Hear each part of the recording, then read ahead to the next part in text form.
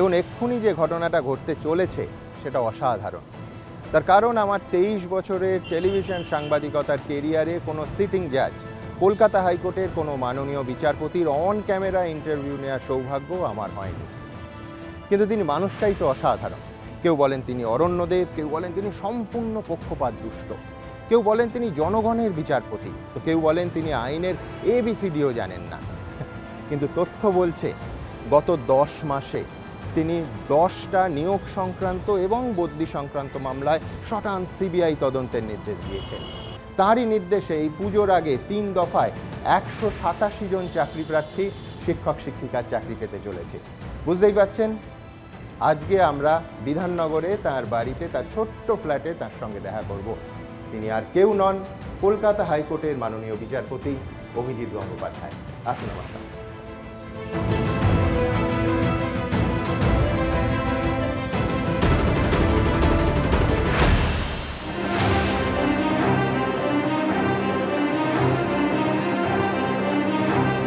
দেখুন, বিচারপতিদের ক্ষেত্রে একটা সাধারণ মানুষের না পাওয়া আছে।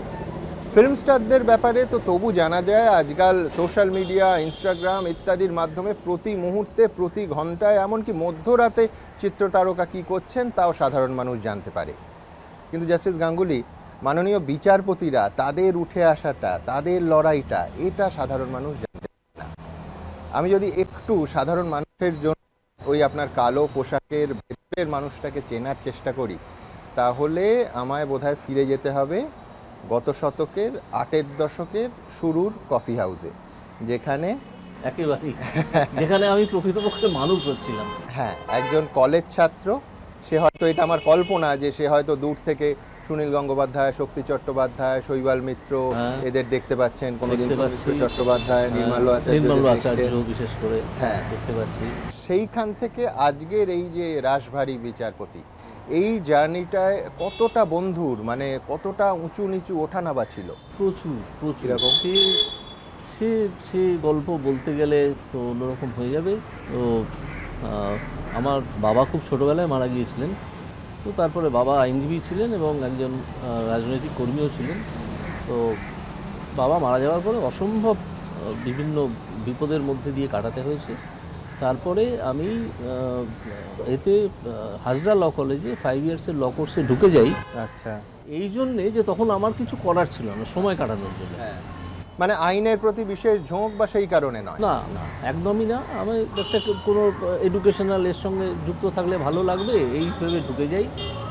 তো তারপরে এবং সেখানে গিয়ে আমি কিছু খুব ভালো বন্ধু পেয়ে যাই, যারা অত্যন্ত পড়াশোনা করে এবং তাদের সঙ্গে আমার বন্ধুত্ব হয়ে যায়। তাদের মধ্যে আজকে আছেন বম্বে হাইকোর্টের চিফ জাস্টিস, কলকাতা হাইকোর্টের 2-3জন জাজ, কিছুদিন আগে অ্যাডভোকেট জেনারেল ছিলেন কিশোর দত্ত, জাজেদের মধ্যে justice Joymalya Bagchi, justice Debangshu Basak, justice Shubhra Ghosh, এরা সবাই খুব পড়াশোনা করতেন। আর আমি তো পড়াশোনা করতাম না, আমি ফাঁকি মারতাম। তো এদের সঙ্গে পড়ে আমিও পড়াশোনা করতে শুরু করি। তারপর আমি এমনকি ল পড়া ছেড়েও দিয়েছিলাম। আচ্ছা, এখানে দর্শকদের জন্য আমি একটু বলি যে আপনি কিন্তু, আমি যতদূর জানি, একেবারে বাংলা মাধ্যমের ছাত্র। একদম বাংলা মাধ্যমের ইনস্টিটিউশন মেন। মিত্র ইনস্টিটিউশন মেন। সেখানে আমার হোমওয়ার্ক যদি সঠিক হয় 1979 এর মাধ্যমিক। একদম 1979 এ মাধ্যমিক পাশ করি। এবং আসলে আমার মনটা, আমার যেমন পরিবার থেকে বাবাকে দেখে, দাদুকে দেখে, মাকে দেখে তৈরি হয়েছিল, সেখানে অসম্ভব ভালো কিছু শিক্ষক ছিলেন। আজকে তাদের মধ্যে একমাত্র জীবিত বিজন মিত্র, তার সঙ্গে আমার যোগাযোগ আছে। আর খুব মনে পড়ে সুশান্ত চট্টোপাধ্যায়ের কথা, খুব মনে পড়ে। তো ইনফ্যাক্ট তার কাছ থেকে আমরা প্রথম একটা লজিক্যাল রিপ্রেজেন্টেশন, এটা কিভাবে করতে হয় এটা শিখি, হোল্ড ফাস্ট সেটা শিখি, এসব। তো যাই হোক, সেই স্কুলের পরে তো হয়েছে। কিন্তু আপনি যেটা বলছেন যে বাবাকে হারিয়েছেন, তখন সাধারণ মধ্যবিত্ত বাঙালি বাড়িতে একটা চাপ থাকে যে নিজের পায়ে ছেলে কবে দাঁড়াবে, একটা সরকারি চাপ ছিল। আমি সরকারি চাকরিতে ঢুকেও ছিলাম, তারপর বেরিয়েও এসেছি। WBCS উত্তরবঙ্গে পোস্ট। না, তার আগেও আমি একটা চাকরি করতাম। তারপর ওখানে আমি উত্তরবঙ্গে পোস্টিং ছিলাম। সেখানে আমাকে, মানে আমি, আমার যদি বলেন পাগলামো, যে আমাদের দায়িত্ব ছিল যে পাট্টা বিলি করা। পাট্টা বিলির আগে একটা ইন্সপেকশন করতে হয়। তো একটা রাজনৈতিক দল, একটি অতিবাম রাজনৈতিক দল, তারা এসে আমার কাছে একটা লিস্ট ফেলে দিয়ে বলে তাদের কি করতে হবে, এদেরকে পাট্টা দিতে হবে। আমি তো যতক্ষণ ইন্সপেকশন করছি আমি দেবো না। তখন তারা ভীষণ আপত্তি, তাদের না ইন্সপেকশন কেন করবেন, এরকমভাবেই হয়ে এসছে। আমি আমার যারা সিনিয়র অফিসার ছিলেন WBCS তাদেরকে জিজ্ঞেস করলাম, বললো না না এত তুমি যেভাবে যাবেই না দেখতে, তুমি ওরা যা দিচ্ছে এইভাবেই হয়, এখানে এইভাবে দিয়ে দেবে। বললাম আমি যাবো না, আমাকে যেতেই হবে, না দেখে আমি দেবো না। গিয়ে আমি তো অবাক, যাদের নাম দেওয়া হয়েছে তাদের অধিকাংশেরই জমি আছে। তো আমি বললাম যে আমি এদের দেবো না, এই নিয়ে ঘেরাও হয়ে গেলাম। ঠিক আছে, যখন আমি পোস্টিং হয়েছি তখন আমি কালিয়াগঞ্জে 2 দিন ঘেরাও হয়ে গেলাম। কালো হাত ভেঙে দিল, গুড়িয়ে দিল, এইসব করলো। তো তারপরে সিনিয়ররাই আমাকে বললেন যে তুমি তো আমি তখন রায়গঞ্জে থাকি আর কালিয়াগঞ্জে গিয়ে অফিস করে আবার ফিরে আসি, ফিরতে সন্ধে হয়। বললো কোনদিন সন্ধ্যেবেলা বাস থেকে নামিয়ে গিয়ে গলাটি কেটে ধান খেতে ফেলে রেখে দেবে, তো এইসব করতে যেও না, যা বলছে ওরা করে দাও। তো আমি না করে আমি ছেড়ে দিয়ে চলে এসে এখানে তখন ল তো পাস করেই গিয়েছিলাম, লয়ের এনরোলমেন্ট করালাম। তার আগে আমার এনরোলমেন্ট করার প্রশ্ন ছিল না, চাকরি করলে এনরোলমেন্ট করা যায় না। তো তারপরে কিছুদিন বাদে এনরোলমেন্ট হয়ে যাওয়ার পরে বেরোলাম, মানে প্র্যাকটিস করতে শুরু করলাম।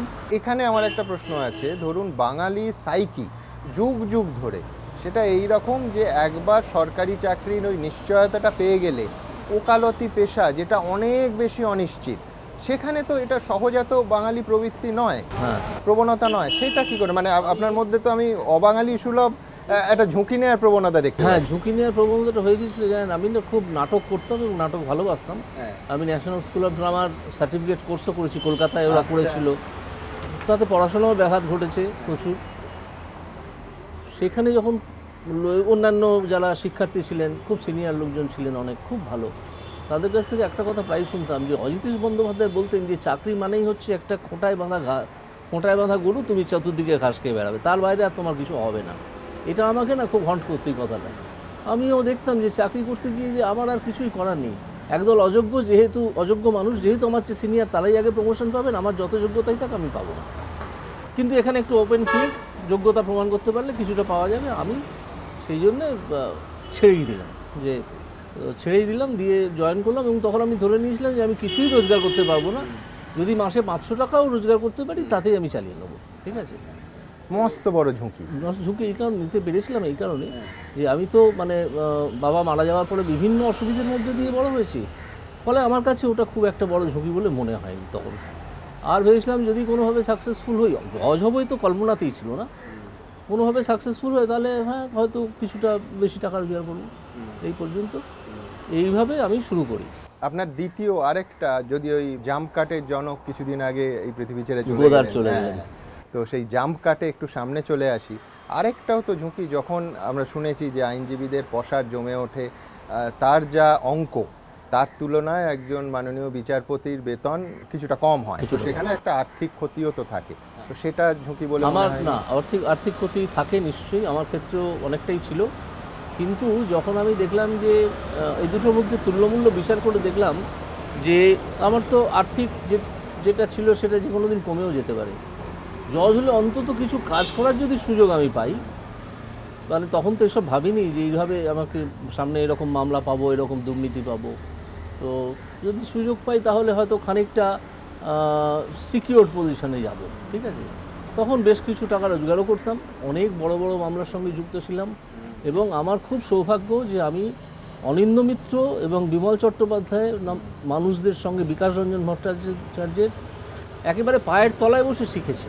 সেই জন্য আজকে আমাকে কোর্টে বসে ঠকানো খুব মুশকিল, একটা বাজে কথা বলে চলে যাওয়া খুব মুশকিল তাদের। এবং আমি দেখতে পাই যে বহু মানুষ, বহু অ্যাডভোকেট তাদের কাছে আসতেই পারেন না। আমার যে ধরনের ক্লায়েন্টেল ছিল তারা ওনাদেরকে এনগেজ করতে পারতো এবং আমি তাদের কাছে অত্যন্ত কৃতজ্ঞ এবং তাদের কাছ থেকে মূলত শিখেছি। আর একজনের কাছে শিখেছি, তার নাম বললে অত্যন্ত অন্যায় হবে, তিনি হচ্ছেন শ্রী সলিল গাঙ্গুলি। তিনি ছিলেন CPIM-এর রাজ্যসভার সদস্য, একসময় ছিলেন। আমার সঙ্গে যখন আলাপ হয়, আমি তখন ইলেকশন পিটিশন করতে শুরু করেছি CPIM-এর হয়ে। আমার প্রথম সিনিয়র ছিলেন নিশীথবাবু, কিন্তু আমি জয়েন করার কিছুদিন পরে তিনি মন্ত্রী হয়ে যান, ফলে আমি 7-8 মাসের বেশি তাকে পাইনি। তখন আমার সঙ্গে আলাপ হয় সলিল কুমার গাঙ্গুলি। তিনি আমাকে একেবারে হাতে ধরে আইনটা কীভাবে পড়তে হয় যেমন অঙ্ক কিভাবে করতে হয় শেখাতে হয়, ওইভাবে আইন কিভাবে পড়তে হয় এভাবে হাতে ধরে দিনের পর দিন নিজের চেম্বারে বসে একেবারে নিজের সন্তান স্নেহে আমাকে তৈরি করেছেন। আমি অত্যন্ত কৃতজ্ঞ এবং আমি নিজের গুরু বলে সলিল কুমার গাঙ্গুলিকেই মনে করি। আচ্ছা, তিনি আজ নেই এবং তার চলে যাওয়ার খবরও তার বাড়ির লোকজন আমাকে দেয়নি, আমি খুব আহত হয়েছি। যাই হোক, জাস্টিস গাঙ্গুলি, যখন একটার পর একটা দুর্নীতি আপনি এজলাসে একেবারে আইনজীবীদের চেপে ধরছেন এবং সাধারণ মানুষের সামনে আসছে, সংবাদ মাধ্যমে লেখালেখি হচ্ছে, তখন দুটো কথা আপনার সম্পর্কে শোনা গেল, একটা পজিটিভ একটা নেগেটিভ। পজিটিভ কথা হচ্ছে যে আপনি 10 বছর এসএসসির মামলা লড়েছেন আইনজীবী হিসেবে, যার ফলে রন্ধে রন্ধে জানেন যে কোথায় বিষয়টি হচ্ছে এবং যার ফলে বিচারপতি হিসেবে আপনার জাজমেন্ট দিতে বা অন্যায়টা ধরতে বা অসঙ্গতিটা খুঁজে পেতে সুবিধে হচ্ছে। এটা ভালো দিক। আর খারাপ দিক হচ্ছে বাজারে হালকা করে আলতো করে একটা কথা ছড়িয়ে দেওয়া হলো যে এসএসসির আইনজীবী হিসেবে আপনার অনেক পাওনা আছে, সেগুলো বাকি রাখা হয়েছে বলে। 1 পয়সা পাওনা নেই, 1 পয়সা পাওনা নেই। কারণ আমি যখন এসএসসির আইনজীবী হিসেবে কাজ করেছি, এসএসসি একটা অত্যন্ত ভালো সংগঠন ছিল, অত্যন্ত ভালো। তৈরি করে গিয়েছিলেন এই স্ট্রাকচারটা জাস্টিস দীপঙ্কর দত্ত। জাস্টিস দীপঙ্কর দত্ত ছিলেন ল ইনচার্জ, তারপরে আমি হই, আমি ওটাকে শুধু মেনটেন করে গেছি। কি ভালো ছিল, মানে আমরা আধ ঘন্টার মধ্যে ইনস্ট্রাকশন ভারত পশ্চিমবঙ্গের যে কোনো জায়গা থেকে চলে আসতো, জানেন, একটা এমন কর্পোরেট কালচার ছিল। যখন ডক্টর রণজিৎ বাসু চেয়ারম্যান ছিলেন, দুর্নীতির কোনো প্রশ্নই ছিল না। তার ঘোষণা করা ছিল যে ক্যান্ডিডেটরা আমার ছাত্র, তাদের যেন কোনো অসুবিধে না হয়, যদি কিছু হয় কোর্টে দাঁড়িয়ে মেনে নেবে। আমরা মেনে নিতাম। কিন্তু এই যে আপনার পূর্বাশ্রমের অভিজ্ঞতা, এটা বিচারপতি হিসেবে আপনাকে হ্যাঁ, খুব কাজে লেগেছে। কারণ এডুকেশন ল বলে একটা যে লয়ের ধারা, সেটা আমি জানতে পেরেছি। সেটা আমি শুনলেই বুঝতে পারি যে আসলে বস্তুটা কি, ভেতরটায় কি আছে। সুতরাং এটা বুঝতে আমার খুব সুবিধা হয়।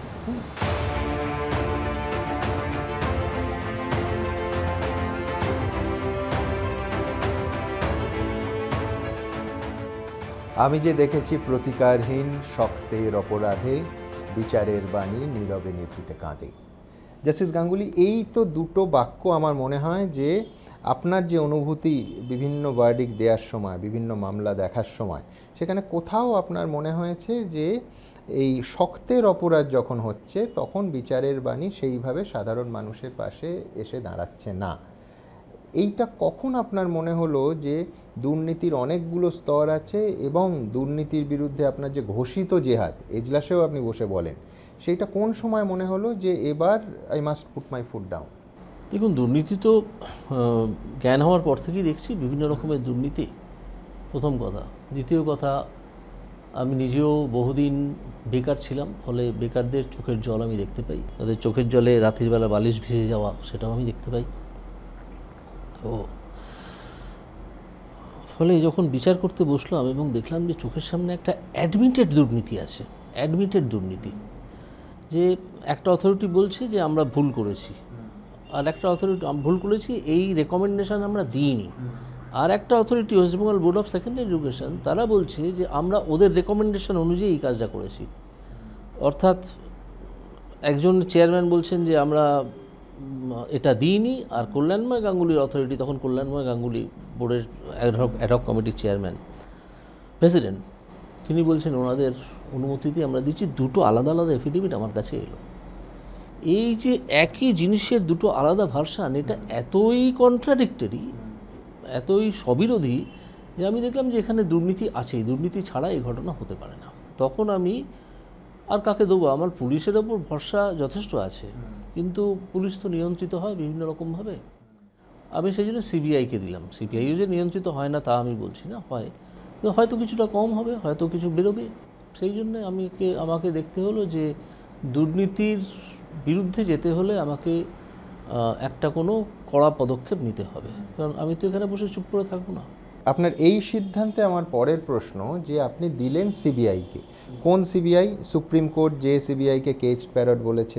কিছুদিন আগে প্রাক্তন প্রধান বিচারপতি রামান্না তিনি বলেছেন একদম সিবিআইয়ের অনুষ্ঠানে গিয়ে যে আপনারা রুল বুক ফলো করুন, আপনারা কম্প্রোমাইজ করবেন না, এবং যে সিবিআই নিয়ে মানুষের মনেও প্রচুর প্রশ্ন আছে। এইখানে আমি দুজন জাস্টিস গাঙ্গুলিকে দেখতে পাচ্ছি। একজন যিনি 10 মাসে 10টি মামলা সিবিআইকে দিয়েছেন, আরেকজন জাস্টিস গাঙ্গুলি যিনি এজলাসে বসে বলছেন যে আমি ওই অন্ধকার সুড়ঙ্গে আলো দেখতে পাচ্ছি না, ঠিক, আমি ক্লান্ত। কোনটা আসল জাস্টিস গাঙ্গুলি? দেখুন, দুটোই আসল জাস্টিস গাঙ্গুলি, কিন্তু আমি যখন সিবিআইকে দিয়েছিলাম অনেক আশা নিয়ে দিয়েছিলাম যে সিবিআই হয়তো দ্রুত, আমি কিছু বলেও দিয়েছিলাম যে কীভাবে তদন্তটা করা দরকার, সেই রিপোর্ট হয়তো আমি খুব শিগগিরই পাবো, সেইভাবে তারা এগিয়েছে কিনা। সেভাবে এগোলে আমার মনে হয় যারা এই দুর্নীতিগুলো করে টাকা নিয়ে দিয়েছে তারা ধরা পড়তো, এখনও হয়তো পড়বে, কিন্তু আমি দেখছি ক্রমাগত দেরি হয়ে যাচ্ছে। আমি এত ধৈর্যশীল নই যে এই ব্যাপারে এত দেরি হয়ে যাবে আর আমি চুপ করে বসে থাকবো। সেই জন্যে আমাকে একটা মন্তব্য করতেই হয়েছিল, সিবিআই খানিকটা চাপেও পড়েছিল তাতে। তারপর তারা আবার নড়ে চড়ে বসে যে আমি অন্ধকার সুড়ঙ্গের শেষে আলো দেখতে পাচ্ছি না। যখন পাচ্ছিলাম না তখন সত্যিই আমি পাচ্ছিলাম না বলে আমি এটা বলেছিলাম, এবং এটা বলেছিলাম তখন একজন তৃণমূল কংগ্রেসের নেতা আর্গু করতে এসছেন আমার কাছে একটা ম্যাটারে। তখন কথায় কথায়, অনেক সময় গল্প তো হয়, সেই কথায় কথায় বলেছিলাম যে তখন আমার মনে হচ্ছিল একটা সিট গঠন করে দিলে হয়তো হতো। পরে সিটের কনসেপ্টটা আমি পেলাম আমাদের এই তরফদার, আমাদের যিনি সিবিআই এর ডিরেক্টর, ডেপুটি ডিরেক্টর ছিলেন, যে তরফদার না, উপেন বিশ্বাস, তিনি একদিন একটা মামলা করতে এসে ওই অসৎ রঞ্জন, তিনি আমাকে বললেন যে সিবিআই এর ভেতরেও সিট গঠন করা যায়, এবং সেই গঠন করে সেভাবে গঠন করে অনেক তদন্ত হয়েওছে, এবং সেই সিটে যদি কোর্ট মনিটর করে তাহলে তাকে কেউ ইন্টারফিয়ার করতে পারে না। আমি তখন দেখলাম এটা তো একটা খুব ভালো মেথড। তখন আমি সিট গঠন করলাম, সিবিআই থেকেই নাম চাইলাম, তাদের মধ্যে দুটো নামে আপত্তি এলো, সেই আপত্তিটা এখনও রয়ে গেছে, সেই দুটো নামও রয়ে গেছে। আমাকে খতিয়ে দেখতে হবে যে কতটা অগ্রগতি সিবিআই এর এতে হয়েছে সিট গঠন করে, তারপরের সিদ্ধান্ত আমি পরে নেবো, আমি দেখে নেবো যে কতটা এগোলো। আজকে তো খবরের কাগজে দেখতে পেলাম যে সিবিআই আদালত বলেছে যে আপনারা যদি শান্তিপ্রসাদ সিনহার কাছ থেকে কোনো কথা বার করতে নাই পারবেন তাহলে আমি আপনাকে কাস্টডিতে দেবো কেন। একদম সঙ্গত কথা। তাহলে আপনারা কী করছেন? সিবিআই কী করতে আছে? সিবিআই কি সত্যি কেজ প্যারেট নাকি? আমরা তো এটা বিশ্বাস করতে রাজি নই। ঠিক আছে, ইডি যদি পারে, সিবিআই কেন পারবে না? অর্থাৎ আপনি এই মুহূর্তে যে মানসিক অবস্থায় আছেন তাতে আপনি মনে করছেন যে সিবিআইয়ের আরও দ্রুত কাজ করা উচিত, 1। 2 হচ্ছে সিবিআইয়ের কাজকর্ম, বিশেষ করে তদন্তের গতি নিয়ে আপনারও মনে প্রশ্ন আছে, এবং 3 যে আপনার ওয়ে আউটটা, যেটা আমি জানার চেষ্টা করব, যে আপনি ধরুন সমালোচকরা বলেন যে আপনি মুড়ি মুড়কির মতো সিবিআই দিয়েছেন, এইবার সেই সিবিআই তদন্ত করছে, কতটা গতির সঙ্গে করছে, সেইগুলো জানার জন্য বা সেগুলো নিয়ন্ত্রণের জন্য আপনি কি করতে পারেন? দেখুন, মুড়ি মুড়কির মতো দুর্নীতি হয়েছে বলেই মুড়ি মুড়কির মতো সিবিআই দিতে হয়েছে। এত দুর্নীতি আমি তো আমার জীবনে কল্পনাই করতে পারি না, বিশেষ করে এইখানে যেটা যারা পিটিশনার তাদের আইনজীবী বারে বারে বলছেন, আমিও তার সঙ্গে একমত, যে শিক্ষাক্ষেত্রে ধরুন একজন চাকরি পেলেন, তিনি টেবিলে বসে হয়তো করণিকের চাকরি করবেন, তিনি অন্য কাউকে প্রভাবিত করছেন না, তার উপরে দায়িত্ব নেই যে পরবর্তী জেনারেশনটাকে তৈরি করার। কিন্তু শিক্ষক, আমরা তো শিক্ষকদের হাতে তৈরি, আপনিও যেমন আমিও তেমন, আরও 5 জন শিক্ষকরা তো ভ্যালুটা ইম্পার্ট করবেন। এই যারা জালিয়াতি করে ঢুকছে এবং ঢুকে বসে আছে এখনও, তারা কি মূল্যবোধ জাগাবে ছাত্রদের মধ্যে? তারা টুকতে সাহায্য করবে। রাজ্য সরকার বলছে যে কারুর চাকরি খাওয়া হবে না, কারুর চাকরি যাবে না। অত্যন্ত ভুল কথা, প্রত্যেকের চাকরি যাবে। যারা দুর্নীতি করে ঢুকেছে, ধরতে পারলেই, এবং আমি আশা করি ধরা যাবে, তাদের চাকরি যাবে। তারা যেন নিশ্চিন্তে না থাকে। জাস্টিস গাঙ্গুলি, আরেকটা তীক্ষ্ণ সমালোচনা আপনার বিরুদ্ধে, যে ওই প্রায় 20 বছর আগে একটা হিন্দি ফিল্ম এসেছিল, তার একটা সংলাপ ছিল যে নো এফআইআর, নো রিপোর্ট, ফয়সলা অন দ্য স্পট। আপনি সেই রকম বিচারপতি যে আপনি তদন্তকারী সংস্থা সিবিআইকে একেবারে নির্দিষ্ট করে দিচ্ছেন। আমি 2-1টা উদাহরণ দিই। 17ই মে আপনি বলছেন যে পরেশ অধিকারীকে, তৎকালীন শিক্ষা প্রতিমন্ত্রী, সিবিআই জিজ্ঞাসাবাদ করবে। 18ই মে আপনি বলছেন যে সন্ধ্যে 6টা, আমরা এর আগে এই ধরনের সময় বাঁধা টাইম বাউন্ড নির্দেশ কম দেখেছি, সন্ধ্যে 6টার মধ্যে পার্থ চট্টোপাধ্যায়কে সিবিআই অফিসে হাজিরা দিতে হবে এবং তিনি যেন SSKM এর উডবার্ন 1-এ না ঢুকে পড়েন। এটা অর্ডারে ছিল না, এটা একটা মন্তব্য হিসেবে করেছিলাম, এটা একটু আমি বলবো মজা করতে গিয়ে বলেছিলাম। আচ্ছা, আমি এটা খুব সিরিয়াস মন্তব্য ছিল না, যাই হোক করেছিলাম। মন্তব্যের প্রসঙ্গে আমি আলাদা আসবো। রাত 11টার সময় চেম্বারে আপনি শুনানি করছেন, আপনি নির্দেশ দিলেন 12:30 থেকে এসএসসি দফতরে সিআরপিএফ তার দখল নেবে। 13ই জুন আপনি বললেন বিকেল 5:30টার সময় যে প্রাথমিক শিক্ষা পর্ষদের তৎকালীন সভাপতি মানিক ভট্টাচার্যকে সিবিআইয়ের মুখোমুখি হতে হবে। আমি এই এতগুলো উদাহরণ এই জন্য রাখলাম যে আপনি শুধুমাত্র তদন্তর গতি নির্দেশ করছেন তা নয়, একেবারে সময় বেঁধে দিচ্ছেন যে আজ অমুক সময় থেকে অমুক দফতরের দখল সিআরপিএফের হাতে যাবে, এইগুলোও নির্দেশ করে দিচ্ছেন। আমরা সাধারণভাবে কিন্তু নির্দেশে এতটা স্পষ্টতা দেখি না। আমি স্পষ্ট করে দিচ্ছি এই কারণে যে রাজনীতিবিদ বা যে আধিকারিকদের সম্বন্ধে আমি বলছি তারা অত্যন্ত কৌশলী এবং তাদের প্রচুর টাকা, তাদের লিগ্যাল অ্যাডভাইস নেওয়ার মতো প্রচুর টাকা খরচ করে সারা ভারতবর্ষের যে কোনো প্রান্ত থেকে কোনো অভাব নেই। আমার নির্দেশে যদি স্পষ্টভাবে দেওয়া না থাকে তারা কোনো না কোনোভাবে সেদিনটা এড়িয়ে যাবে, আর এড়িয়ে গেলেই যদি এড়িয়ে যায় সিবিআইয়ের জিজ্ঞাসাবাদ, তাহলে তারা অনেক এভিডেন্স নষ্ট করে ফেলতেও পারে। আমি যেদিন ধরতে পারলাম সেই দিনই যেতে হবে, সিবিআই সেদিন থেকেই শুরু করবে। এই উদ্দেশ্য নিয়ে আমি সময় বেঁধে দিয়েছি এবং সময় নিয়ে এবং কোর্টের আদেশ নিয়ে ছেলে খেলা করা আমি একেবারেই পছন্দ করি না, এটা করা যাবে না। কোর্টের আদেশ সেই জন্যে আমি একদম নির্দিষ্ট করে দিয়েছি যে সময়ের মধ্যে, এবং তারা সবাই গেছেন, এমন কেউ নেই যে যেতে পারেনি। না গেলে ভয়ঙ্কর কাণ্ড হতো, আমি আবার আইন প্রয়োগ করতাম, সেই আইন আমার হাতে আছে, প্রয়োগ করার ক্ষমতা। এবং আমি তো আজকে শুরুতে আমার একটা কথা বলে দেওয়া উচিত ছিল যে একজন বিচারপতি ইন্টারভিউ দিচ্ছেন, এটা খুব সুলভ নয়। তো আমি কিন্তু যে কোনো কথাই বলছি, ব্যাঙ্গালোর প্রোটোকল বলে একটা প্রোটোকল আমাদের আছে যে বিচারপতিরা কি করতে পারেন, কত দূর যেতে পারেন। আমি কিন্তু তার মধ্যে থেকেই প্রতিটা প্রশ্নের উত্তর দিচ্ছি, এবং আমি কোনো রাজনৈতিক দলকে গালাগালি করছি না, করবও না।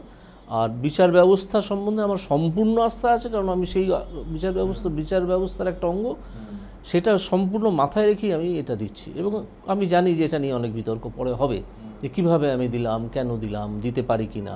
কিন্তু ব্যাঙ্গালোর প্রোটোকলে পরিষ্কার বলা আছে যে একজন বিচারপতিরও বাকস্বাধীনতা আছে, তবে তিনি আইনি আলোচনাতেই থাকবেন, অন্য কোনো আলোচনায় যাবেন না। আমি এখনো পর্যন্ত, অর্থাৎ জাস্টিস গাঙ্গুলি, আপনি সম্পূর্ণ সচেতন যে এই সাক্ষাৎকার সম্প্রচারিত হওয়ার পর এটা নিয়ে বিতর্ক হবে, 1, 2 এটা নিয়ে এটাও সম্ভবত বলা হতে পারে যে পুরোটা হচ্ছে আপনার পাবলিসিটি স্টান্ট, আপনি লাইমলাইটে আসতে চেয়েছেন, সেই জন্যই আপনার এত কড়া রায়, যেটা নিয়ে সংবাদ মাধ্যমে লেখালেখি হবে, এবং এই সাক্ষাৎকার তারই একটা অংশ, আপনি নিজেকে প্রজেক্ট করতে চাইছেন। নিজেকে প্রজেক্ট করতে চাইছি না, জানেন তো, নিজে প্রজেক্ট, আমি সবসময় খুব লো প্রোফাইল মেনটেন করে চলেছি। আমি অনেক বড় মামলা করেছি, এবং তবুও অনেক ধরনের মামলা করেছি, তবুও আমার জজ সহকর্মীরা জানে যে আমি এডুকেশন মামলা ছাড়া অন্য কোনো মামলা করিনি। তাদের কাছে যখন অন্যান্য মামলার গল্প করি তারা অবাক হয়ে যায়, যে সে কি, এটা তুমি করেছো। আমি ম্যাক্সিমাম করতাম আরবিট্রেশন, সবচেয়ে বেশি করতাম আরবিট্রেশন। তো যাই হোক, এমন সব ঘটনাচক্র যে আমি প্রজেক্টেড হয়ে যাচ্ছি, এটা শুধু আমি বলে নয়, অন্য যে বিচারপতি এই ধরনের কাজ করবেন, যে শক্ত হাতে ধরবেন একটা দুর্নীতির বিরুদ্ধে, তিনিই প্রজেক্টেড হবেন, এটা আমি বলে আলাদা কিছু নয়। কিন্তু আপনি একাধিক নজিরবিহীন ঘটনা ঘটিয়েছেন। সিঙ্গেল বেঞ্চ আপনি রায় দিলেন, ডিভিশন বেঞ্চে স্টে হয়ে গেল। আমরা দেখি যে বিষয়টা সেখানেই থেমে যায়।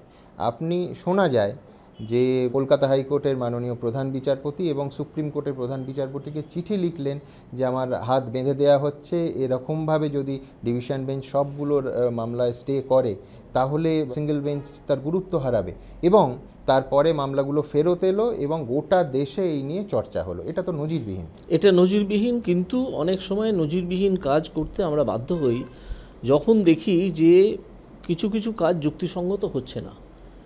আমার একটা অর্ডার, আমার বহু অর্ডার স্টে হয়েছে অন্য ব্যাপারে, আবার তারপরে দেখা গেছে আমি ঠিক ছিলাম, সেই অর্ডারটা রয়ে গেছে, প্রাথমিকভাবে স্টে হয়। কিন্তু আমি যেটা বলছি এটা কোর্টের রেকর্ডেই আছে, আমি আলাদা করে কোনো ভেতরের গল্প বলছি না। আমি বলেছিলাম শান্তিপ্রসাদ সিনহার এফিডেভিট অফ অ্যাসেট জমা দিতে হবে। এফিডেভিট অফ অ্যাসেট মানে তার যা অ্যাসেট আছে, সম্পত্তি, এফিডেভিট বলতে হবে আমার এইগুলো। এই এফিডেভিট বিপদ হচ্ছে যে যদি কেউ একবার এফিডেভিট অফ অ্যাসেট দিয়ে দেন, তারপরে আর বাইরের সম্পত্তি তিনি ক্লেম করতে পারবেন না। তিনি যদি বেনামেও রাখেন, অন্য কারোর নামে থাকে, আর বলতে পারবেন না ওটা আমার সম্পত্তি, এই বিপদ আছে। আমি বললাম এটা এত তারিখের মধ্যে জমা দিতে হবে। তিনি দৌড়ে ডিভিশন বেঞ্চে চলে গেলেন। ডিভিশন বেঞ্চ বললেন হ্যাঁ আমরা এই অর্ডারে ইন্টারফেয়ার করছি না, কিন্তু ওটা উনি জমা দেবেন। একটা সিলবন্ধ খামে জমা দেবে, ওটা সিলবন্ধ থাকবে। যেদিন জাজমেন্ট দেওয়া হবে এই মামলার, সেই দিন এই সিল খোলা হবে। আমি যদি দেখতেই না পাই যে ভেতরে কি আছে, তাহলে আমি জাজমেন্টটা দেবো কী করে, তাই না? এই অবাস্তবতা ছিল। আমি এখনও মনে করি যে আমি সম্পূর্ণ সঠিক কাজ করেছিলাম।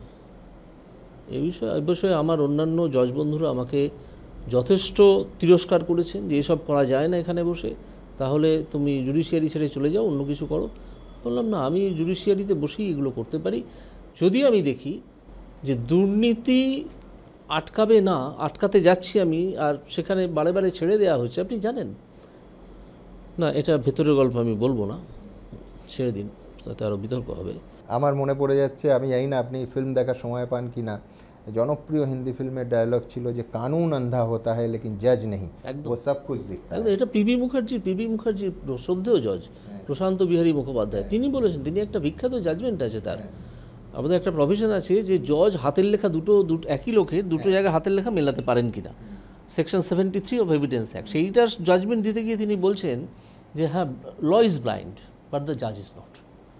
তিনি ওটা মিলিয়ে দেখতে পারেন, এবং এটা প্রফেশন স্পষ্ট। আমি মিলিয়ে দেখেছি যখন শান্তিপ্রসাদ সিনহা অসুস্থ হলেন এবং আমি বললেন যে আমি অ্যাম্বুলেন্স পাঠিয়ে আনবো, তখন তার ডাক্তারকেও ডেকেছিলাম। তো ডাক্তার তখন কী লিখেছিলেন, তার আগে কী হাতে লেখা ছিল, সে মিলিয়ে আমি দেখেছি, এবং ডাক্তারকে অনারেবলি বলেছি যে আপনার লেখায় কোনো ভুল নেই, আপনি দিয়েছেন, আমি সন্তুষ্ট, আপনি চলে যান। সঙ্গে সঙ্গে তাকে রিলিজ করে দিয়েছি। এই তো আমি হামেশাই করি। আমি অনেকগুলো প্রফেশন ইউজ করি, যেমন এভিডেন্স অ্যাক্টের সেকশন 165, এটা অনেকে জানেনই না, এবং জানেন না বলে যখন 165 নিয়ে আমি চর্চা করছি আদালতে বসে, তখন অনেক আইনজীবী 165 জানেন না, পড়েননি বলে বুঝতেই পারছেন না যে কী করবেন। ঠিক আছে, এটা তার প্রবলেম, আমার প্রবলেম নয়। আমি ওই যে বললাম, সলিলবাবুর কাছ থেকে শিখেছিলাম, একজন পুরনো অ্যাটর্নি, অত্যন্ত ধুরন্ধর মানুষ, আমায় শিখিয়ে গিয়েছিলেন যে 165 একটা এমন প্রভিশন, আমি যদি এক্সারসাইজ করি তাহলে আমায় কেউ আটকাতে পারবে না। আমি তাই করেছি, এবং একের পর এক আজকে দেখুন, আজকে যেগুলো আমি 165 করে যে প্রশ্ন করেছিলাম, আজকে তো সেগুলো একে একে সিবিআই আসছে। আমি যাকে বলেছিলাম কলার ধরে নিয়ে আসতে হবে, তখন আমাকে বিকাশ রঞ্জন ভট্টাচার্য বলে, মাইলর এটা লিখবেন না, তাহলে এক্ষুনি স্টে হয়ে যাবে, কারণ এটা হিউম্যান রাইটসের বিরোধী। ঠিক আছে, তাহলে ধর্মতলার মোড়ে আর সামনাজারের মোড়ে দুটো মন্দির করে দেওয়া হোক তাদের নামে। আমি এই মন্তব্য করেছিলাম। আজকে তো দেখা যাচ্ছে কারো বাড়ি থেকে 48 কোটি টাকা বেরোচ্ছে, তাই না? এবং আরও অনেক টাকা বেরোবে, আরও অনেক। আমি বিশ্বাস করি যে দুর্নীতি এখনও পর্যন্ত আমার সামনে আছে, এবং আমি এই ধরনের মামলা যদি আমার কাছে থাকে, তাহলে এই ঘটনা আরও ঘটবে। আমি নির্ভীক, আমার কোনো ভয় নেই। আমাকে যদি সুপ্রিম কোর্ট তিরস্কার করে, আমাকে যদি জুডিশিয়ারি থেকে বহিষ্কৃতও করে দেয়, তাতেও আমি বলবো আমি যা করেছি ঠিক করেছি, কারণ দুর্নীতি ভারতবর্ষকে শেষ করে দিয়েছে। এখানে আমার পরের প্রশ্নে আমি একটু রসিকতা মেশাবো। সত্যজিৎ রায়ের সোনার কেল্লা সেই অসাধারণ সংলাপ যে আপনি কি গোয়েন্দা, আমি এই জন্য করলাম যে দিনের কথা আপনি এক্ষুনি উল্লেখ করলেন, সেই দিনে সম্ভবত আপনার আরেকটা বাক্যও ছিল যে আমরা জানি যে পার্থ চট্টোপাধ্যায়ের সারমেয়র জন্য ফ্ল্যাট আছে।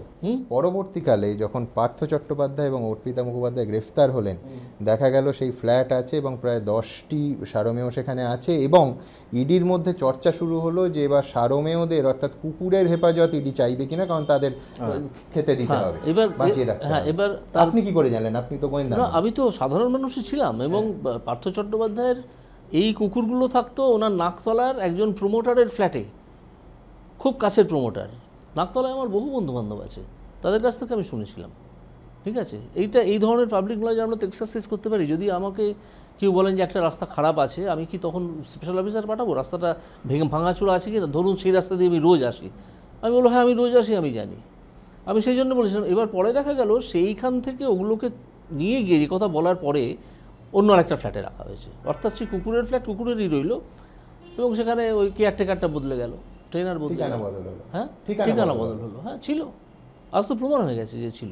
এখানে আরেকটা সমালোচকদের প্রশ্ন থাকবে যে আপনি ইতিহাস তৈরি করতে চাইছেন, মানে আপনার এক একটা রায় মাইলস্টোন হয়ে থাকুক। মানে ধরুন আজকে যেরকম 1975 সালে এলাহাবাদ হাইকোর্টের সেই রায়, কিছুদিন আগে অবসরপ্রাপ্ত প্রধান বিচারপতি রামানা সাইট করেছেন যে ইন্দিরা গান্ধী তৎকালীন প্রধানমন্ত্রীকে তার নির্বাচনী বিধিভঙ্গের জন্য তিনি ডিসকোয়ালিফাই করছেন। সেই রকম জাস্টিস গাঙ্গুলির এই রায়টা আগামী 10 বছর 20 বছর উদাহরণ হিসেবে থাকবে। এটাও এক ধরনের লোভ, এটাও এক ধরনের ইতিহাসে ঠাঁই পাওয়ার লোভ আছে অন্যরকম, জানেন। আচ্ছা, বহু জাজমেন্ট হয়, আমরা পড়ি, ভুলে যাই, যখন কাজে লাগে কাজ করি। একদম। ভারতবর্ষে খুব অল্প কিছু জাজমেন্ট আছে যেগুলো একেবারে মাইলস্টোন। যায়। আমি সে ধরনের জাজমেন্ট দেওয়ার মতো জায়গায় যেতেই পারবো না, তার আগে আমার অবসরের দিন চলে আসবে, ঠিক আছে? আমি সে সম্বন্ধে সম্পূর্ণ সচেতন। কিন্তু আমি মনে রাখি জীবনানন্দ দাশকে, যিনি তার জীবনে স্বীকৃতি পাননি। স্বীকৃতি পেয়েছিলেন মারা যাওয়ার পরে। আমি এরকম অন্তত একটা দুটো রায় দিয়ে যেতে চাই, একটা দুটো নজির স্থাপন করে যেতে চাই, যেটা আমি যখন থাকবো না তখনও তারপরে অনেক দিন পরে হয়তো কোনো গবেষকের তথ্যে উঠে আসবে যে একজন জাজ এরকম করতো। সেটা পাগলামি হতে পারে, সেটা সেই সোয়াইককে যেমন জিজ্ঞেস করেছিল এর অফিসার যে তুই পাগল না অমুক, সে বলেছিল আমি দুটোই। তো সেরকম একটা কিছু হতে পারে। আমি শুধু সেই আশা নিয়ে যে বেঁচে কেউ থাকে না, ইতিহাস কাউকেই মনে রাখে না, ঠিক আছে? আপনি হয়তো মনে রাখবেন যে জ্যোতি বসু ইন্টারভিউতে বলেছিলেন যে ইতিহাস কাউকে মনে রাখে না, আমাকেও মনে রাখবে না। 1993 সালের জুলাই মাসে জ্যোতিবাবু প্রথম বললেন যে কেউ মনে রাখে না। সেই নিয়ে বঙ্গ সমাজে হইচই পড়ে গেল যে জ্যোতি বসুকে কেউ মনে রাখবে না, কেউ মনে রাখে না। আজকে কবার তার নাম উচ্চারণ হয়, আমরা বরং সুভাষ বসুকে মনে রাখি, সুভাষ বসুকে মনে রাখি। পার্টির লোকেরা নিশ্চয়ই উচ্চারণ করে, আমরা সাধারণ মানুষ এটা তো করি না। তো এই একটা লোভ আছে যে একটা কাজ আমি করার চেষ্টা করেছি বিচারপতি হিসেবে সৎভাবে, এবং তখন সেই কাজটার অত্যন্ত প্রয়োজন ছিল। আমি তো মনে করি দুর্নীতির বিরুদ্ধে লড়াই প্রতিটা মুহূর্তে করা উচিত, প্রতিটা মুহূর্তে। আবার অ্যাট দ্য সেম টাইম আমি এটাও জানি যে আমাদেরকে এই সমাজে টিকে থাকতে হলে, যদি না আমরা কৌপিন করে পড়ে হিমালয়ে চলে যাই, এই সমাজে টিকে থাকতে হলে দুর্নীতির সঙ্গে খানিকটা সমঝোতা করতে হয়। এটা আমার কথা নয়, এটা আমাকে বুঝিয়েছিলেন কফি হাউসে নির্মাল্য আচার্য, এক্ষণের সম্পাদক, এবং তিনি এটা বুঝিয়ে এসেছিলেন সত্যজিৎ রায়ের কাছ থেকে। তিনি আমাকে বলেছিলেন যে সত্যজিৎ রায় কী বলেন জানো, যে তোমাকে যদি সমাজে টিকে থাকতে হয় এবং কিছু কাজ করতে হয়, তাহলে তোমাকে মাঝে মাঝে দুর্নীতির সঙ্গে একটু আপোষ করতে হবে, ঠিক আছে? আমাকে এখনও পর্যন্ত করতে হয়নি, ভবিষ্যতে করতে হলে আমি বরং নিজের বিরুদ্ধেই যাব, আমি করব না। যদি দেখা যায় তাতে আমি ধ্বংস হচ্ছি, আমি একটা বয়সের পর তো ঠিক করেই নিয়েছিলাম, 50 বছর বয়সের পরে, যে এতদিন যখন দুর্নীতির সঙ্গে কোনো আপোষ করিনি কোনোভাবে, আমি খুব দুর্নীতিগ্রস্ত জায়গা সব পেরিয়ে এসেছি, তখন এই বয়সের পর আর কোনো দুর্নীতিতে আমি যাব না। কোনো দুর্নীতি হাতছানি দেয় কখন, যখন টাকার প্রয়োজন হয়। আমার এত টাকার প্রয়োজনও নেই, ঠিক আছে? আমি যতটুকু ভদ্রভাবে থাকা যায় সমাজে সেইভাবে থাকবো। আজও আমি সেইভাবেই আছি, সেভাবেই থাকছি। এই যে আপনার প্রত্যেকটা উচ্চারণের মধ্যে একটা আবেগ দেখতে পাচ্ছি, এই আবেগ কি আপনার দুর্বলতা? আবেগ না থাকলে আপনি এজলাসে বসে বলছেন যে মাথায় বন্দুক ধরতে পারেন, মারতে পারেন, মরতে রাজি আছি, কিন্তু দুর্নীতি দেখে চুপ করে বসে থাকতে পারবো না, আমি আওয়াজ তুলব। এ তো আবেগের উচ্চারণ। আবেগ। কিন্তু বিচারপতির ক্ষেত্রে আবেগ দুর্বলতা নয় না, যখন আমি বিচার করছি তখনও আমার আবেগ থাকে। যদি আমি দেখি যে সত্যি একজন মানুষের ওপর অত্যাচার হয়েছে, একজন মহিলা বসে আছেন শুকনো মুখে একটি বাচ্চাকে নিয়ে, তার মামলাটা যদি আমি তাড়াতাড়ি শুনে না নিই, তিনি সারাদিন হয়তো না খেয়ে বসে থাকবেন। তিনি তো আদালতের নিয়মকানুন কিছু জানেন না, বোঝেন না। তখন ওই ডেকে নেওয়াটার মধ্যে আবেগ কাজ করে। একজন মামলাকারী এসে বললেন যে আজকে আমার বিরুদ্ধে অভিযোগ হচ্ছে যে আমি আমার শাশুড়িকে মেনটেন্যান্সে টাকা দিচ্ছি না, কিন্তু যেদিন আমার হাজব্যান্ড মারা গেলেন বাজপুরে, সেদিন আমাকে এক বস্ত্রে বাড়ি থেকে তাড়িয়ে দেওয়া হলো। কেন না, আমি অপয়া, আমার 1 বছর বিয়ে হয়েছিল, এবং আমাকে কোনো জিনিস যেগুলো আমার সিধন হিসেবে পেয়েছিলাম সেগুলো কিচ্ছু ফেরত দেওয়া হয়নি। আমাকে পুলিশকে নির্দেশ দিতেই হলো যে তুমি গিয়ে খোঁজ করে দেখো যে কী কী জিনিস আছে, এবং সেই মুহূর্তে একটা এফিডেভিট আমার কাছে জমা পড়লো যে ভদ্রমহিলা যা বলছেন যে আমাকে কোনো জিনিস দেওয়া হয়নি সেটা সত্য। তার মধ্যে অন্তত 10-12টা দামি দামি জিনিস আছে যেগুলো তাকে ফেরত দেওয়া হয়নি, 1 বস্ত্রে তাড়িয়ে দেওয়া হয়েছিল। এটা তো আমি দেখতে পেলাম, কারণ আমি গভীরে যেতে চেষ্টা করি। একটা বিষয় এলো, হ্যাঁ তুমি কেন দিচ্ছ না টাকা, দিয়ে দাও, তোমার দিয়ে দেওয়ার কথা, এই জায়গায় আমি থাকি না, আমি আরেকটু গভীরে যাওয়ার চেষ্টা করি। এটার মধ্যে আবেগ আছে, আবেগ থাকবে, কারণ মানুষ তো সবসময় বুদ্ধি দিয়ে চলে না। বুদ্ধি তো প্রয়োগ করি যখন জাজমেন্ট দিই, অর্ডার দিই, কিন্তু মানুষের জন্য কাজ করতে হবে, এটা কনস্টিটিউশনাল প্রভিশন। যদি আপনার সোশ্যাল জাস্টিসের কথা মনে রাখতে হয়, আমি মনে রেখে চলি, আমি মনে করি প্রিয়াম্বল আমার গাইডিং ফোর্স, ইন্ডিয়ান কনস্টিটিউশনের প্রিয়াম্বল আমার গাইডিং ফোর্স, এবং আমাদের কনস্টিটিউশনের মতো এত ভালো একটা ডকুমেন্ট আমি তো মনে হয় না আর কোথাও পাবো। এত ভালো, অত্যন্ত জ্ঞানী পণ্ডিত, আজকের মতো লোকজন নয় যারা জলাপড়ে জেলে থাকেন। তারা জেলে থাকতেন, তারা স্বাধীনতা সংগ্রাম করতে গিয়ে থাকতেন। জ্ঞানী পণ্ডিত মানুষ, প্রচুর তর্ক বিতর্কের পরে, এবং তার একটা অত্যন্ত কালেকশন খুব ভালো আছে, ইন্ডিয়াস কনস্টিটিউশন। কত তর্ক বিতর্ক হয়েছিল, তারপরে এটা তৈরি করেছেন। এটা বোকার তৈরি করা একটা বই নয়। মানে আমি যদি সোশ্যাল জাস্টিসের কনসেপ্ট দিয়ে আমি চলি, এবং তাতে সোশ্যাল জাস্টিস করতে গিয়ে হ্যাঁ আমি আবেগতাড়িত হই কখনো কখনো, কিন্তু বিচারে সেটা আবেগ প্রভাব ফেলে না। আমি বিচারে ফ্যাক্টটা তুলে ধরে আনি, ফ্যাক্টটাকে দেখতে চাই যে কী ফ্যাক্ট হচ্ছে, কারণ আমি মানুষের চোখের জল দেখতে পাই।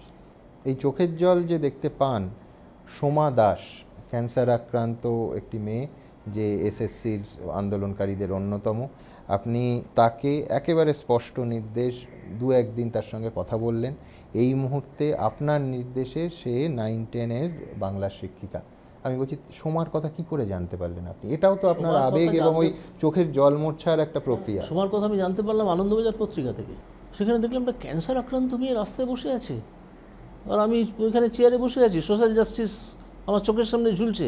আমি তাকে ডেকে পাঠালাম, একজন স্পেশাল অফিসার অ্যাপয়েন্ট করলাম, বললো তাকে ডেকে আনো। এলো, তাকে আমি বললাম যে অন্য কোনো চাকরি দিতে করো, বললো না আমি স্কুলের চাকরি করবো। আমি বললাম তাহলে তো আমার আর কিছু করার নেই, আমি তোমাকে একটা কিছু করে দিতে চেয়েছিলাম তোমার অসুস্থতার কথা শুনে। তো সে চলে গেল। পরের দিনই যে একটা মামলা করলো, আমি তখন অনুরোধ করলাম, সরাসরি একটু ইঙ্গিত করেই করলাম চিফ মিনিস্টারের দিকে, যে একে একটা দিয়ে দিলে ভালো হয় এরকম অবস্থা, আর যদি দিতে না পারেন তাহলে আপনারা কারণটা জানিয়ে দেবেন কেন দিচ্ছেন না। একটা চাপ বজায় রইল, কারণ জানাতে হলেই দেখতে হবে যে আমরা অন্যায়ভাবে দিচ্ছি না, ঠিক আছে। কিন্তু আমি অত্যন্ত খুশি যে শিক্ষা দপ্তর, মুখ্যমন্ত্রী এরা মিলে চাকরিটা তাকে দিয়ে দিয়েছেন। আমি অত্যন্ত খুশি হয়েছি এতে। মানুষ হিসেবে বিচারপতি হিসেবে তো আমি কোনো পজিটিভ ডিরেকশন দিইনি যে দিতেই হবে। আমি বলেছিলাম দেওয়া যায় কি না দেখো।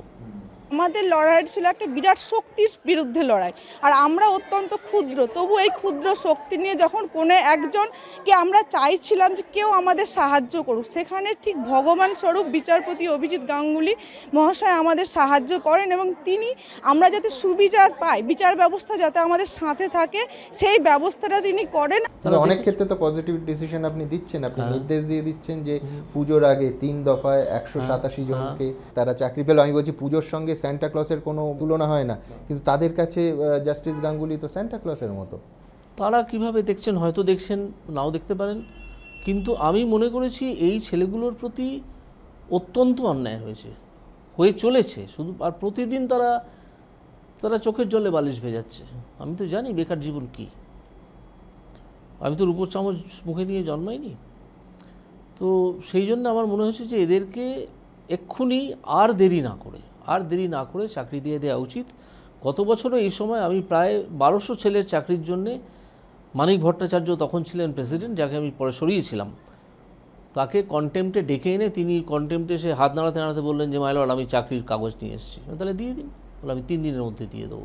প্রায় 1200 ছেলে চাকরি পেয়েছিল পুজোর ঠিক আগে, এবারেও কিছু ছেলে পাবে।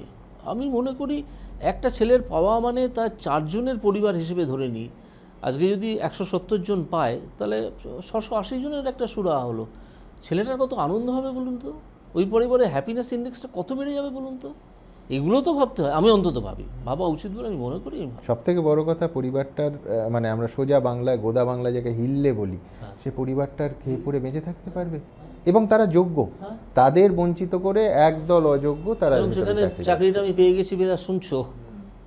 স্যারকে আমাদের মানে সশস্ত্র প্রণাম আর কি, যে আমরা 6 বছর ধরে একটা যে মানে দীর্ঘ লড়াই করে এসেছি, মানে ওনার কাছে আমরা মানে সুবিচার পেয়েছি, উনি আমাদের কাছে ভগবানের মতো। অভিজিৎ গঙ্গোপাধ্যায় স্যারকে অসংখ্য ধন্যবাদ, উনি না থাকলে আমাদের জানি না কি হতো। উনি আজকে আমাদের অর্ডারটা দিয়েছিলেন বলে আজকে আমরা এই জায়গায় এসে পৌঁছতে পেরেছি। জাস্টিস গাঙ্গুলি, এইখানে আমার পরের প্রশ্ন থাকবে যে এটাও সমালোচনা হবে যে এই সমস্ত রায়, আজকের সাক্ষাৎকার, আপনি আপনার ইমেজ বিল্ড করছেন।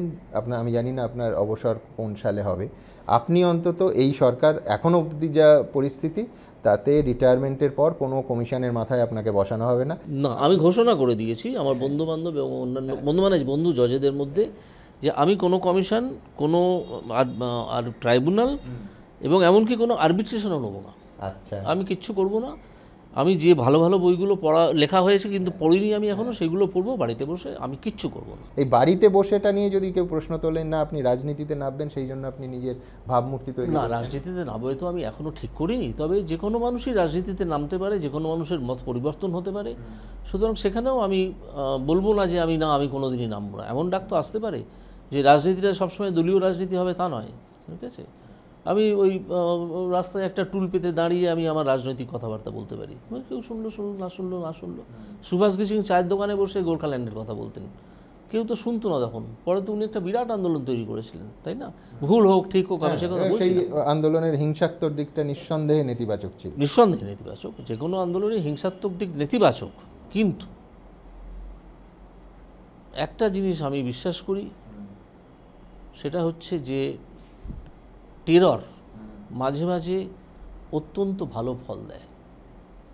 যেমন একটা হোমিওপ্যাথি ওষুধ আছে, খেলে সঙ্গে সঙ্গে আপনার দাঁতের ব্যথা সেরে যাবে বা মাথার ব্যথা সেরে যাবে, এরকম ম্যাজিকের মতো হয়। টেরর মাঝে মাঝে অত্যন্ত ইতিবাচক ফল দেয়। আজকে আমি বিচার করতে বসে আমি জানি যে আমি খানিকটা টেরর ক্রিয়েট করেছি in the mind of some educational officers, educational departments officers and some teachers. তারা জানে যে এর হাতে পড়লে আর রক্ষে নেই, সুতরাং তারা এখন সঠিকভাবে কাজ করে। আপনি বলছেন দুর্নীতি রুখতে সন্ত্রাস তো এই সন্ত্রাসের সঙ্গে অন্য সন্ত্রাসের তফাৎ আছে, সন্ত্রাসবাদীদের সন্ত্রাসের তফাৎ আছে। এই সন্ত্রাসটা হচ্ছে আইন প্রয়োগ করা, যে আমি কিন্তু আইনটা প্রয়োগ করব। এবং আমি একটা জিনিস বলি, সবার সামনেও বলেছি, আজকে বলতে আমার কোনো দ্বিধা নেই, যে ভারতবাসীকে কোনোদিন প্রকৃতভাবে শাসন করা হয়নি। ভারতবাসী প্রকৃত শাসনের অর্থই জানে না, তাহলে তারা এত ইনডিসিপ্লিন হতো না। ভীষণ ইনডিসিপ্লিনড ইন্ডিয়ানরা আমরা।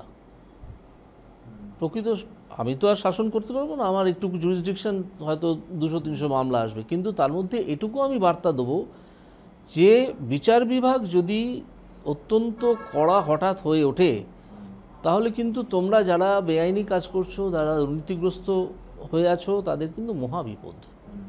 এইটুকু বার্তা আমি অন্তত দিতে চাই সমাজে। কিন্তু এই বার্তাটা দিতে গিয়ে আপনি নিজে কখনো সন্ত্রস্ত বোধ করছেন? আমি কেন এই প্রশ্ন করছি, যে একদিন শোনা গেল, পরবর্তী সময়ে সেটা সংবাদ মাধ্যম অবধিও এলো, যে আপনার এজলাসে আপনি বললেন পকেটে পেপার ওয়েট নিয়ে, চটি নিয়ে সবাই চলে এসছে। তো এটা তো হিংসার ঘটনা ঘটতে পারত। হ্যাঁ, ঘটতে পারতো। আমাকে সেই জন্যই সাংবাদিকদের বলতে হয়েছিল এবং এক্সপ্লেনেশন আমাকে দিতে হয়েছে পরবর্তীকালে উপযুক্ত জায়গায়, যে কেন আমি ওই অর্ডারটা দিয়েছিলাম।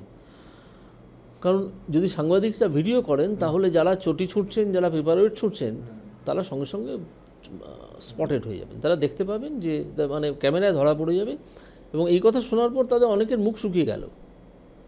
একজন আইনজীবী ছিলেন, তিনি কোনো মামলাই করতে আসেননি, তিনি আমাকে বলতে এসেছিলেন আদালতটাকে ছাতুবাবুর বাজার করে দেবেন না, আপনি আদালত থেকে বার করে দিন, আমি পৌঁছতে পারিনি। বললাম একটা লোককেও আমি বার করবো না, আপনার অসুবিধা হলে আপনি চলে যান, একটা লোককে আমি বার করবো না। মাঝে মাঝেই ওটা যে কথা ওঠে, আপনি এত সাংবাদিকদের এখানে ঢুকতে দিচ্ছেন কেন? বললাম এই পাপ আমি করতে পারবো না, সাংবাদিকরা থাকবে, যদি ভুল লিখে তোমরা ট্যাকেল করো তোমার মতো করে, ভুল লিখলে আমি আমার মতো করে ট্যাকেল করবো, আমি করেওছি। একজন সাংবাদিককে ডেকে এনে খুব বকুনি দিয়েছি। জাস্টিস গাঙ্গুলি, আরেকটা সমালোচনা, যেহেতু বিকাশ রঞ্জন ভট্টাচার্যের সঙ্গে আপনার আইনজীবী যে পূর্বাশ্রম, সেখানে ঘনিষ্ঠ যোগাযোগ, এবং আপনার বেশ কিছু মামলা সরকারের, রাজ্য সরকারের এই মুহূর্তে যারা ক্ষমতায় আছে তাদের বিড়ম্বনার কারণ হচ্ছে যে আপনি বামপন্থী এবং বিকাশবাবুর ঘনিষ্ঠ, সেই জন্য আপনি রাজনৈতিক পক্ষপাত দুষ্ট। না, তাদের তো আগে দেখাতে হবে যে আমি যে আইনগুলো, জাজমেন্টগুলো দিচ্ছি, সেগুলোতে আমি ভুল করছি। আমার তো দুটো বড় বড় জাজমেন্ট, একটা 19টা অ্যাপিল হয়েছিল, একটা 8টা অ্যাপিল হয়েছিল, দুটো ডিভিশন বেঞ্চে দাঁড়িয়ে গেল, ডিভিশন বেঞ্চ তাতে টাচ করলো না। তাহলে আমি কি ভুল করছি? আর জাজমেন্টগুলো গিয়ে ডিভিশন বেঞ্চও তা মনে করছে না। যারা বলছেন আমি এতই ভুল করছি, তারা তাহলে এবার বলতে শুরু করুন ডিভিশন বেঞ্চে কিছু জানে না, তাই না?